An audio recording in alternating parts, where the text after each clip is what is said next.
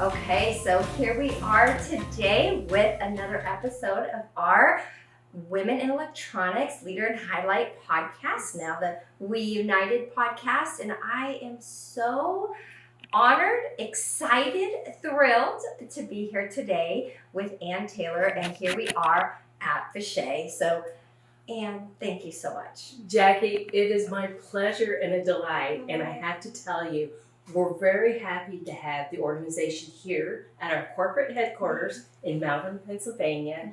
And it's something in which, from our CEO down throughout the organization, we're very committed to what we represent. And I'm looking forward to exchanging a conversation and dialogue with you today. Oh my gosh, this is exciting. It's actually my very first at location podcast. So very excited to be doing this with you, Ann. So I wanted to start. Okay, so the reason we're doing these interviews is because we don't always get to talk to leaders like yourself who have been in the industry, who are kind of visible from a distance. Like you see them, but you don't really get to meet them and talk to them. So we're trying to bring this podcast to the industry to highlight not just women leaders, male leaders, but people we don't always have access to.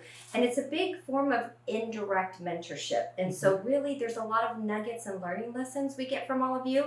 So I really appreciate you taking the time today to meet with us. So I wanted to start by asking you, because we all wound up in this industry from all different ways. Like, I don't think any of us grew up going in kindergarten, I want to be in the electronic component industry. I don't think we all sought to do that, but then somehow we managed to make our way here. So tell me your story. Tell me how did you end up in this industry? And you're absolutely right. You're absolutely right. So I went to college and I had a degree in biology, and I was going to be a genetic scientist. Oh. So I took, after I got my undergraduate work done, I said, you know what, I'm going to take a year off, go earn some money for graduate school.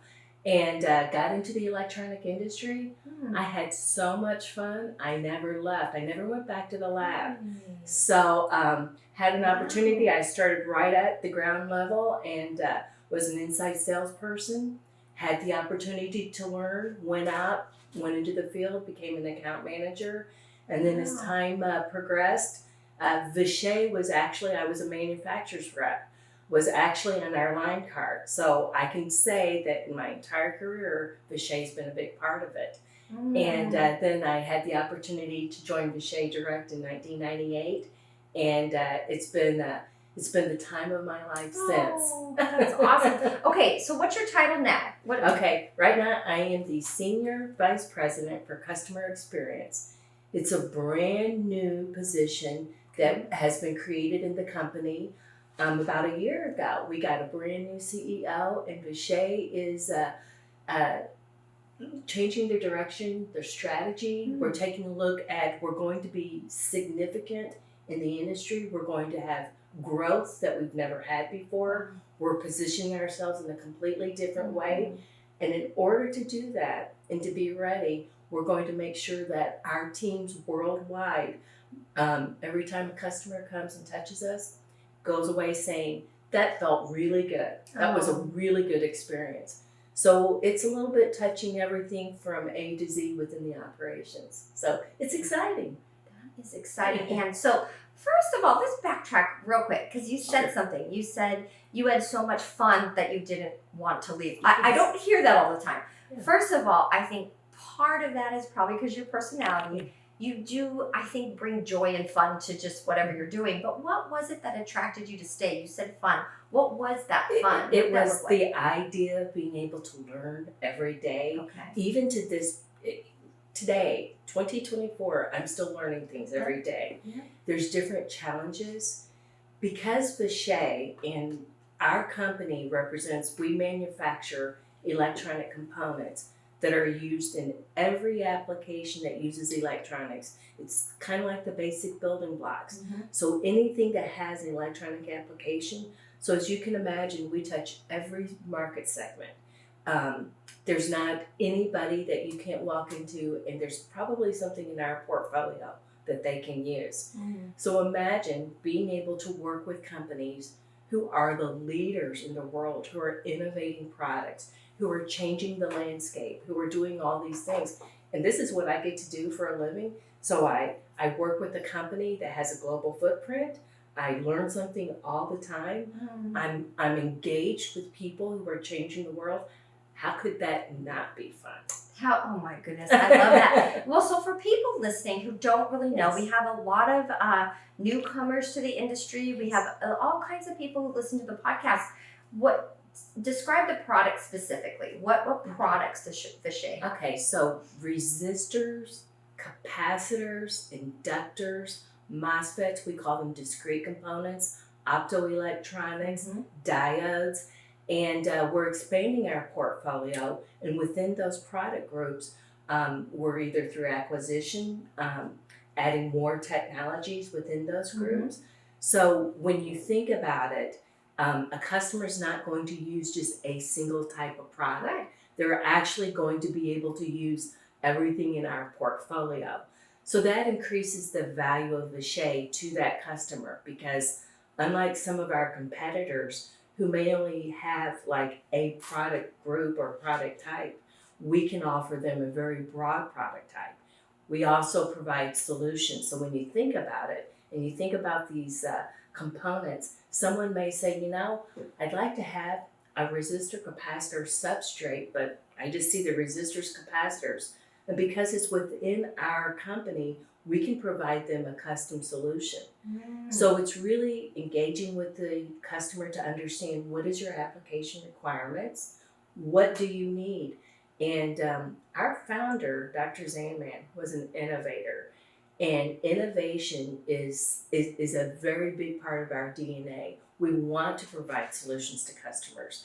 So, if they don't see something in our catalog, they don't see something that we have a data sheet on, we want to understand what do you need, because we can make that happen as long as it's within our technology offering. So that's amazing, because I think, if you look at, there are a lot of competitors, and I was going to ask you that question, but you just answered it. So great that you have a full product offering and you can provide those custom solutions. It's really interesting because I think a lot of people lose sight and forget that we are innovating the globe in this industry. And that's why I love doing these podcasts and talking to the leaders, because when you think of it, you have one life to live. And if you can work for an organization that think of all the critical technologies, medical, all kinds of sectors that really utilize these parts. So it's pretty amazing when you think about it. It's beyond amazing, and it's joyful, because when you think about the different conversations that you have with customers, and then you think about the industry guidelines, because of course, because we work with the military, because we're very engaged with automotive, they have industry specifications and requirements, and we work with those agencies to make sure that we all are aligned and we can execute and provide a quality product back to the customer. Yeah, which is amazing. Yes. And you had mentioned too, you were talking about that the value of the organization is that your customers would walk away thinking that was a good experience. I love that you said that, because the value in many organizations is to sell parts, right? And really you were going to do it through the values of the organization, really. And so I love that you said that's a value in the organization. Well, and also another is we cultivating those relationships. And that is so key, not only external, but internal as well. So, when you look across the organization, 25,000 people within the Vishay organization, you have different years of experience, different individuals, and it's so important that we cultivate those relationships. We work with those individuals. From a customer side, if you take a look at our core customers and a lot of the different individuals we've worked with over the years, we can say we've worked with you for decades. It's not an engagement in which, just over the last year we've met each other. And over time, as their business evolves, we recognize that we have to do things differently too. In our business, the landscape changes and we adapt accordingly, because we want to continue to be relevant to our customers. relevant to the industry, and provide value. And it's not just the company providing value, it's the individuals in the company providing value. Yes. Oh my goodness. Okay, so now we're going to get into some of the meaty leadership questions in this interview. So I'm hearing a lot of, value, relationships, serving the customer, all these things. It very much appears that there's a very strong culture here at Vishay. And so I wanted to, you kind of grew up in the industry, in this organization, a long career. How many years? 30 something years? Yes. Yes, okay. It's a long time. Yeah. So here we are. You're a woman leader who has risen up. You have a very good reputation, by the way. Very credible. People tend to really like you. I think you are who you say you are. And I think people earn their reputations. So that's why I'm so honored to do this interview with you. But so I want to get to the meat of a woman leader in a male-dominated industry. So at Women Electronics, we do align with our male colleagues like you have done in your career. So it's not an either or, but you have had to navigate, I'm sure, being one of the only women at the table. So I wanted to hear a little bit about that. Like, what are your thoughts on that, or what was some input? What was some navigation you've had along the way? Well, I think the reality of it is when I was early in my career, having the confidence and the vision of what I wanted to do.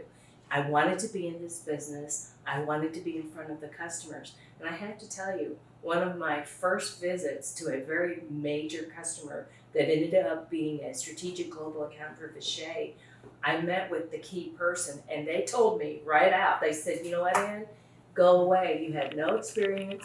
We don't want to work with you. I'm sorry. And I sat there and I looked right at the individual and I said, I'm sorry, you don't even know me.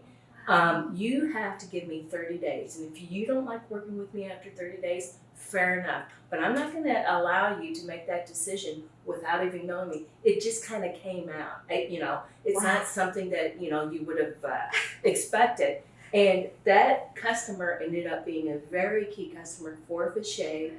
And it was a growth experience because it was showing that it doesn't matter if you're male or female or what you need to do, but you've got to persevere. You've got to be strong enough and have confidence in yourself that you can achieve these goals, and you have to navigate it.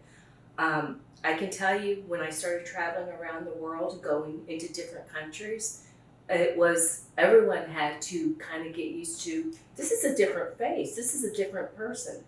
But if you set the tone and you look at everyone in the eye, and to your point, you remain credible, you're honorable to the objectives, expectations for the team, and you show that you can support them and that you're going to align with them, you will over time earn their respect, and you'll see that everyone is more than enthusiastic of working with you and not against you. And again, understanding the individual cultures, understanding when you talk and engage with people, it's very basic. It's respect. And then I've always treated people, and I believe it, and it came from the way I was brought up, with kindness. And it's really important to understand that. A lot of people kind of kid me a little bit, saying, Ann, you come in the room, it's like 15 minutes and boom, you're out, this. But we know exactly what you wanted. We understand, and you're going to follow up with us. And we know that if we don't do it, there's going to be repercussions. And so the expectation is always set. And as long as you're clear about that, and I think that's on leadership. And I've always told people, it's up to the leaders to make sure that the organization knows what the vision is. It's up to the leaders to make sure that they understand what the expectation of those individuals are.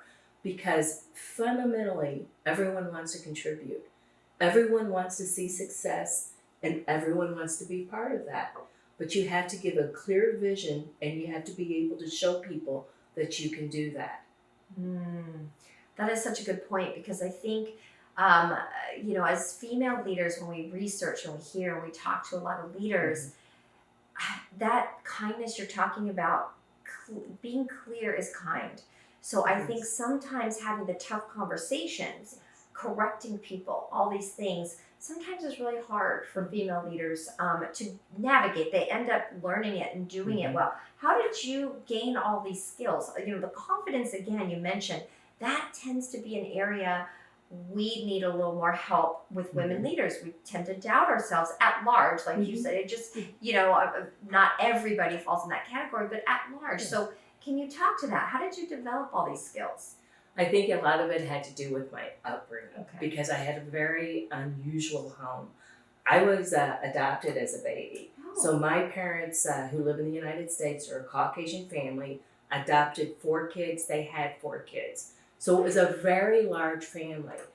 I had a mother who was a very strong person who encouraged us from as babies growing up to go out into the world to do whatever you want to do.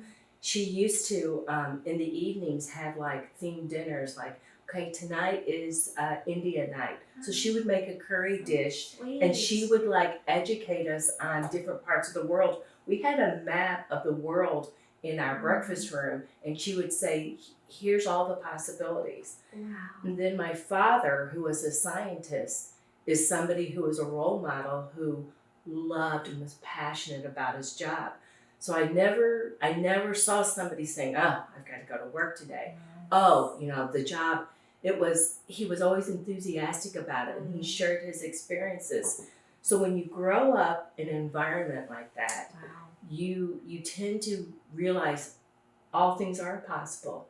What do I want to do? And then when I started working with Vishay, I was fortunate enough that I had a leader who when I went to him and said, here are all the things that I would like to do, he said, I will work with you, I will get you there. And it was amazing because I came to him through the years with some very interesting ideas, and I kept on thinking, well, I'm gonna try this and push the window a little bit, and he never said no. And so, you know, I got to go out, I got to pursue all these different opportunities. I got to work with this phenomenal company. I went around the world. I never would have gone to the different countries and experienced the different people and get to know people. Today, I can say at this point in my career, there's so many different countries that I can go into and people who I have friendships, both personal and professional, that I never would have had if I didn't have this job. So again, you know, as time builds up, you build your confidence because you see how receptive people are and their reactions and how they work with you. And then that builds a momentum. And then you work on special projects and you execute on them. And that's really key at the end of the day because this is business and we have to keep that in mind. And, you know, the company has expectations and you execute. So I've always said, well, you know what? It's not an option for this not to happen. We're gonna make it happen. We're going to identify how we're gonna make it happen, and I'm going to help you get there. You absolutely lead by example. I've never asked anyone at any level of the organization to do something that I wouldn't do. So if somebody needs help with something, I'm going to reach out. I'm going to understand what that is. I don't care what your role is, and we're going to work on it together. So, you know, I recognize in our company, we have people with different tenure, some people who've been here for a year, some 5, some 10. And it's, again, our responsibility of leaders to recognize what their skill sets are, to understand, are these individuals in the best position? Are they being placed in the right position to be successful? How do you see yourself in your career? I've told many people, you know, all the positions in the company are important and every role needs to be filled. And you need people who are best suited in those roles and you want them to be happy to be in those roles. And everyone has different career expectations. So not everyone wants to have different levels of responsibility, and that's fine. But the leader has to recognize, is my organization set up with the right people in the right places so we can be successful. Oh man, that is such a good point because we find that organizations at large, somebody kind of gets stuffed into a position, right? It's a different mindset to say, where is it you want to be? We have plenty of options. Yes. It's not that if you don't do this one role, you have to go work for another organization, and that happens all the time. Yes. So it is so critical. That is such a good point. I love that you said that because anybody listening who's leading people, think of where they could be. Yes. Where is that person best suited in the organization, not just stuffing them in one position. Correct. It's all or Correct. nothing, right? Correct. Yes. You know, and it's something that I've been in sales positions throughout my career. And there was a time that I was in marketing for like 3 months because I was asked to be there. And I was like, what? Wait a minute. But it was interesting because it gave me a window at a different level into different parts of the organization that I would not have even been aware of and have a different sensitivity. Mm-hmm. So, again, that's the other part I try to tell people is that, if this job is not fulfilling, if you don't just jump out of bed every day and say, I'm going to work, I'm going to go do all these things, you have to ask yourself, are there other things that may meet those expectations? Because I'm also trying to share across the organization, if this role isn't best suited, did you know that in marketing you can do this? Did you know that in corporate quality they have this in the organization and these are the different skill sets? Because again, that's the value of our company. We have so many different departments, so many different, possibilities. And guess what? We're located in every region of the world. We have a presence in every major country. And I know that there's a lot of different people who say, well, I get to go to this country for an assignment and I get to do this. How fascinating and how educational is that? That's amazing. So I love the message. So people listening, just consider your options. Yes. It doesn't always have to be an all or nothing. And sometimes lateral moves are good too. So don't look at it like you have to leave your organization. You might be able to just move around within the organization and get a lot of good experience. So I think that's a really good point. Okay, so I wanted to ask you, so being a leader, where is it that you have seen people derail their careers? Like, we all think we just want to rise up to the top, right? And take our journeys, but people get off track. People, absolutely. And this isn't specific to, this is specific to human beings, men and women. I've seen people who are very egotistical, very arrogant, and before they even come into the room, because of their arrogance, that the room shuts down. And people don't want to follow. They may be in a position in which they're influencing the business and making decisions, but it's their arrogance that they don't even realize that they're missing the point. And it's a shame. And then when people are condescending, or certainly when they're talking down, or they look at things beneath them. And that's never ever a winning combination. And it's something that people react negatively to. And if you're not astute enough to pick up and to notice that, then that's part of the problem. And those leaders do not normally stay in those roles for an extended period of time. How do you, so we've all had those situations. Absolutely. All of us have. Yes. Where you're working with or under somebody who is that arrogant person. So how have you managed? Well, you have to have a belief in yourself and a belief in what you're doing, because that is going to be your supervisor. But the rest of the organization is taking a look and they see what you're doing, what you're contributing, and that's going to prevail. That people will know you've done this. This has your signature on it, and this is how you've worked it out.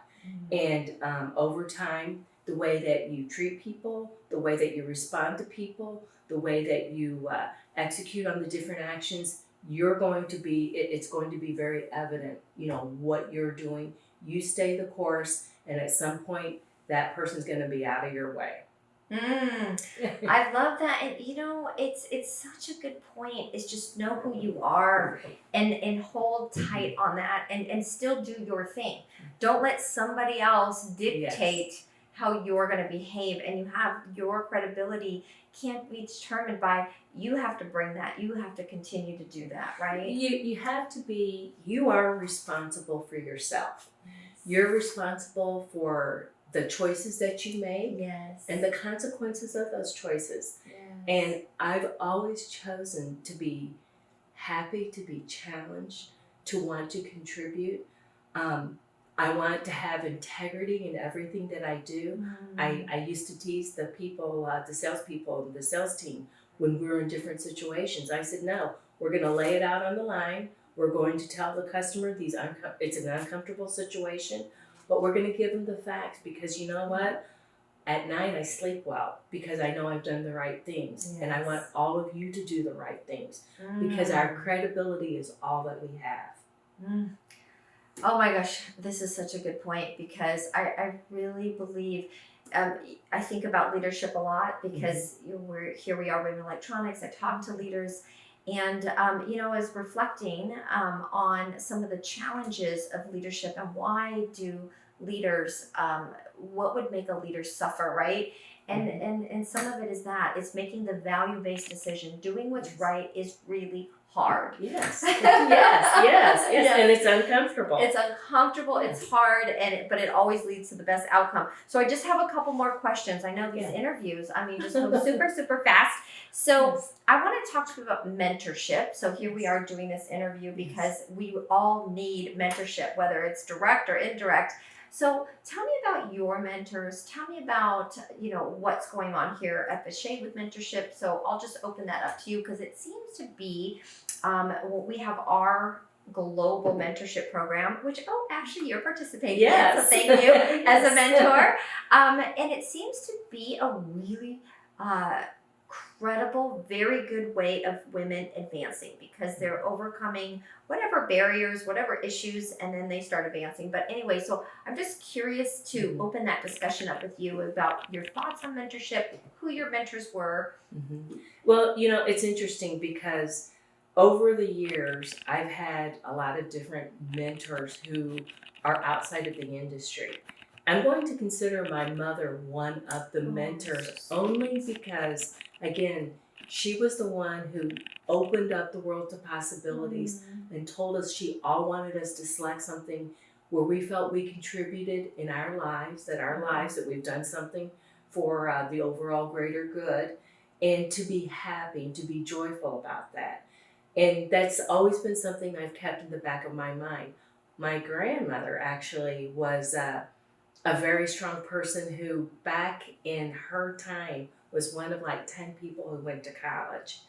She was actually the breadwinner in that family. She invested in stocks.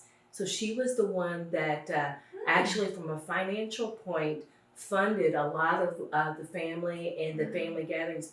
And my grandfather was strong enough to say, I have this business because of my wife. Wow. And so I saw the relationship, and I grew up seeing that, and I thought, you know what? I can do anything that I want. I can be wherever I want, as long as I'm happy about it and it contributes, then all things are possible. And they were always very encouraging. From a professional point, absolutely, there's people who have touched my life, who have guided me when I was younger in my career, and would have said, hey, Ann, when different people may have approached you, that may not be a good idea because of this. These are things that you need to consider. And honestly, in my enthusiasm, I'm thinking, hey, it could be something different. Why not? And I've always said there's a few people in my life that are soundboards. I just need a soundboard. I need somebody to just bounce something off, and I can always depend on them to say, not so brilliant, or you know what? Do it. It's the right thing. And those people are pivotal. Instinctively, from your experience, decisions that you can make, but it's always good to have someone that you can reach out to and say, hey, I'm getting ready to jump off the edge here, and I want to make sure, does this sound right to you? And it's a quick conversation, or sometimes it's a dinner in the evening. It's not a meeting. It's not a Teams event. It's not structured. It's a conversation that you're having with someone who you connect with at a completely different level. Yeah, I agree with you, and I think it's such a good point for everyone to understand. Build that network. Yes. Build your personal board of directors, like we talk about at We, as those people who will tell you the truth and who will help course correct sometimes when needed, because we need those people in life. So, okay, so a couple more things. So I wanted to talk to you about, first of all, I have a couple personal questions, but let's just talk about our relationship with Vishay and women in electronics. Now we united as we're moving forward.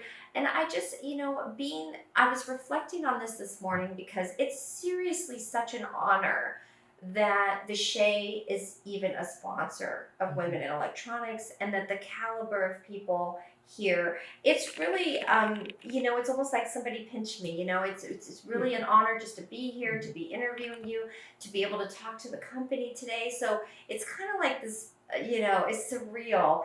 And so I just wanted to know from your perspective, you have a lot of men and women listening, but women being very underrepresented in our industry. Why is it that Vishay would make an investment in something like this? What is the message to the women in your organization and to those listening? At the end of the day, Vishay is part of We because they believe in the fundamental pillars that you have laid out as what is important and what we all need to contribute. And we needed some guidance. We needed guidance from the organization that you have brought to us, and you have put light on things that we're going to take a look at, because in the years that we have been in business, we haven't really considered all these different concepts, all these different programs, and the importance of it. And so you've brought, again, a very credible message in which our CEO said, you know what, this makes sense. There were multiple people in the organization who went and said, this is the right thing to do. This is the program that we want to be part of. And the people, the concepts, we embrace them. It all makes sense. And it's something that is practical, that we can work in our environment. It's something in which individuals throughout the organization, both men and women, can benefit from. And it's not hard. It's not something in which it's going to be, very difficult to do. And as we gain momentum and we continue to work with you, and I've really enjoyed having the open conversation at the different possibilities. We know things are possible. I loved the different learning tools that you've given us. And it's something that I shared right away with different individuals in our company.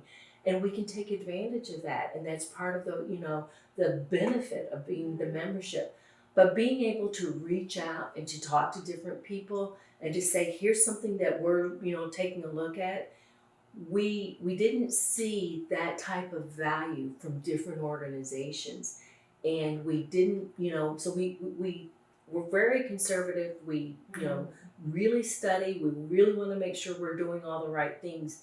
And with We, there was just an alignment. There was a philosophical alignment.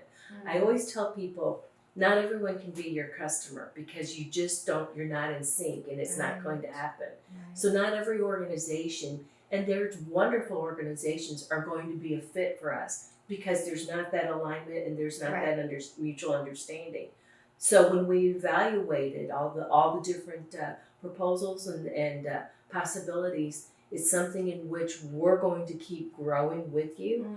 We're going to keep looking at more and more benefits, and we're going to really hope we can contribute to the We organization. Oh my goodness, you are already. So thank you for saying that. And I want to say that, I was listening to a TED Talk, and it was this woman, and she was talking about women in leadership. And I think the message is so powerful for everyone listening, that it's Vishay contributing to prioritizing the women in the organization, but also at large. So with our sponsor funds, not only does it help our sponsors, but it helps these other women at large in the industry who may or may not be from a sponsor organization. They can sign up for membership very, reasonably priced so that they can participate in leadership. They can own their career. They can get the development. So that investment is helping not only you, but other women at large. So I just want to thank you for that. I want to tell you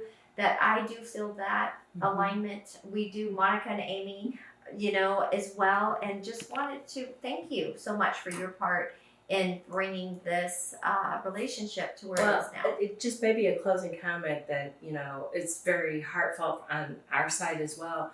Our founder, Dr. Zanman, was a phenomenal person. And when he passed away, I can't tell you how many companies or how many people within the industry or outside of the industry came and shared with me how he touched people and how he influenced their lives. And he had such a presence in the globe. And, there's a responsibility that we all have to everyone. And, whether it's Vishay or we or it's the existence that we all have a different responsibility to try to make the best quality of life and to, really, like I say, drive a difference in a constructive manner. So it's really a pleasure, Jackie, and I'm looking forward. There's so many different ideas as we move forward. So looking forward to 24. Very thrilled to hear about all the future projects in the future, and we're going to support you. Oh, thank you so much. That means everything. It really does. And as we conclude, I wanted to ask you a couple personal questions because I always like to get really real with the leaders. But so if you could tell me, so as a human being, right, this emotionally intelligent, very kind, humble leader that you are, what are the things in your life, just as a human, that make you cry in your soul? It's really when I'm in a situation and I see people struggling and they don't see a way out. And there's a lot of things going on in the world today, and a lot of very, very serious situations. And you think, what can I do? How can I? It can be very overwhelming, and it makes you cry because it's so you can't even begin to believe it. Yes, it's just the human nature sometimes can make us cry, right? And the destruction and the way that it can go so wrong. And that's why I tell people, you have the best life ever. You are so fortunate to have the things that you have. The people that we work with day to day, you know what? We all have a home to go home to. We all have food on our table. Let's go to the basics because it's not that way all over the world. Yes, I think so critical to remember that. Wake up with gratitude every day. Count your blessings every single day. And then what are those things, that make you feel really joyful in your soul? I love when people I'm a people person. So I love, every year I organize for my family this huge 4th of July party in which everybody, and you heard I have a large family, in which people take the time and the effort to make it. And when we're all there together and I see everybody socializing and everybody having their different conversations, I am so happy. It makes me so happy and it makes me so thrilled.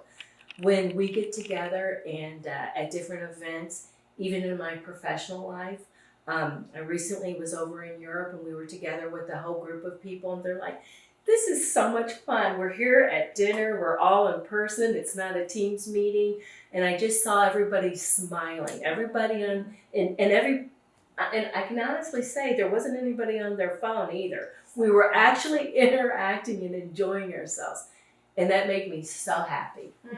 So the human connection, that made me happy last night when we went to dinner. That was so fabulous. And I was thinking, those are the moments where you're like, I love what I do. I love the people I work with. And it's those human connections and those special times. And then I'm going to conclude with kind of more of a fun question of if you could think of what song is it that represents you, or that if you think of that song, it's like that's kind of who you are, or describes you? What is that? You're going to laugh, but I'm going to say, and it's going to date myself a little bit, but taking care of business. That's